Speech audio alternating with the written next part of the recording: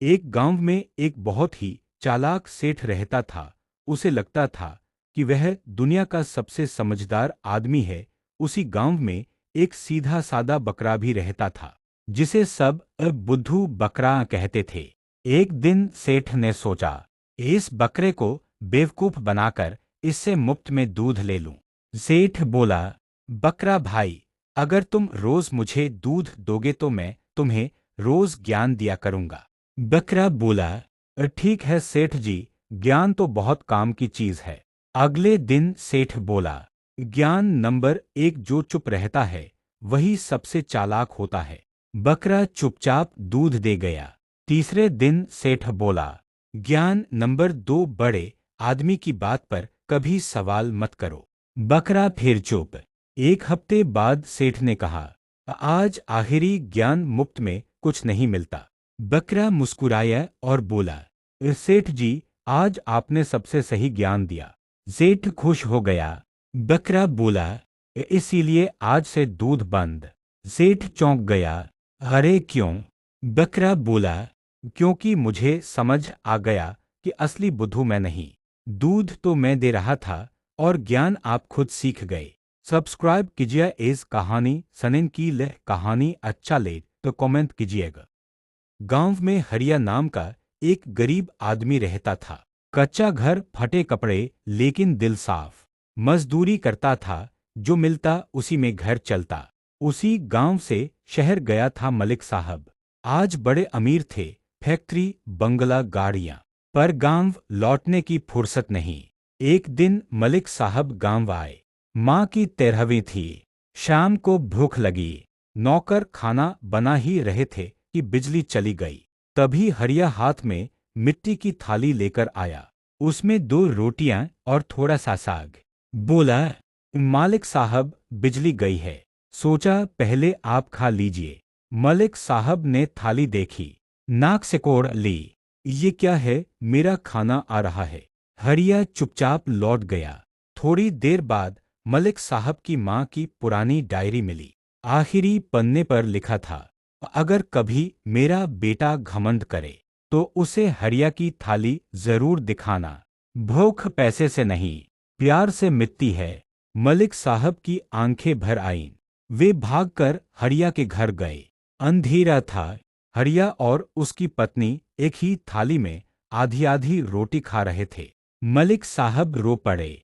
उन्होंने कहा, ये आज समझ आया, मैं अमीर होकर भी भूखा था और तुम गरीब होकर भी भरे हुए हो।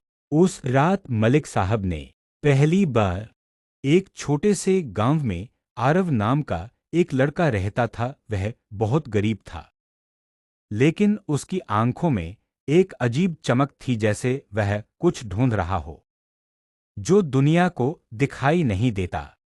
आरव की सबसे बड़ी समस्या यह थी कि उसके पास कभी समय नहीं होता था। जब पढ़ना चाहता, घर का काम आ जाता। जब माँ की मदद करता, पढ़ाई छूट जाती। और जब सपने देखता, नींद टूट जाती। एक रात गांव के पुराने पीपल के पेड़ के नीचे बैठा वह रो रहा था।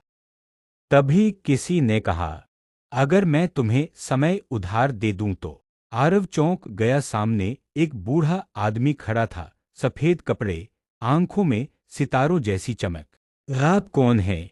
मैं इस समय का रखवाला हूं, बूढ़े ने कहा। उसने आरव को एक छोटी सी रेत घड़ी दी। जब भी इसे पलटोगे तुम्हें 1 घंटा अतिरिक्त समय मिलेगा, लेकिन याद रखना, हर उधार की कीमत होती है। आरव ने बिना सोचे घड़ी पलट दी। चमत्कार शुरू हुआ।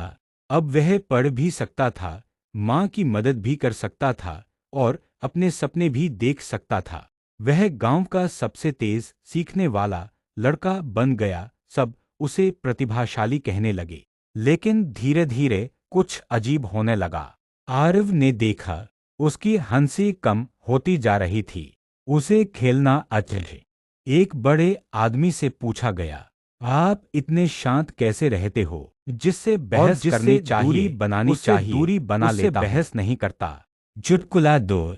पत्नी, आप मुझसे ज्यादा मोबाइल से प्यार करते हो। पति, गलत बात है। पत्नी, तो मोबाइल पासवर्ड क्यों जानता है और मैं नहीं? पति ए मौन व्रत शुरू। चुटकुला 3। बॉस, आज तुम लेट क्यों आए?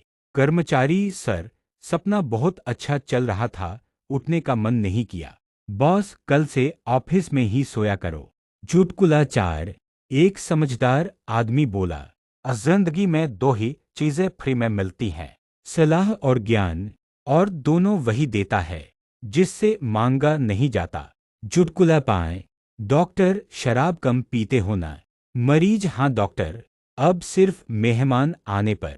डॉक्टर, तो रोज कौन आता है? मरीज, मेरे दोस्त।